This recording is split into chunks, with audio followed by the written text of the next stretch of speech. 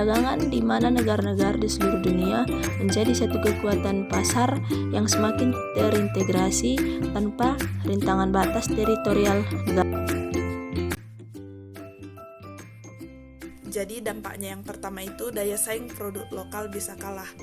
Jadi seperti yang kita ketahui, produk-produk yang berasal dari luar negeri gampang masuk ke Indonesia. Hal ini menyebabkan daya saing produk lokal semakin sempit sehingga produk lokal di Indonesia tidak dapat berkembang. Teman-teman, di sini saya akan menjelaskan bagian yang kedua, yaitu tajamnya kesenjangan sosial.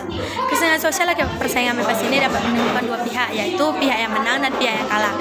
Pihak yang menang dapat melakukan monopoli pasar, sedangkan pihak yang kalah hanya dapat meratapi nasib dan tertindas. Bebas ini dapat menimbulkan pihak yang menang dan yang kalah. Sementara yang menang ini bisa melakukan monopoli pasar, yang kalah ya cuma jadi penonton atau tertindas. Dampak yang ketiga yaitu prospek pertumbuhan ekonomi jangka panjang memburuk.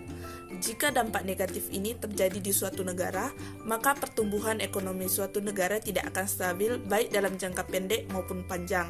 Selain itu, pendapatan nasional dan kesempatan kerja akan sangat sulit di negara tersebut.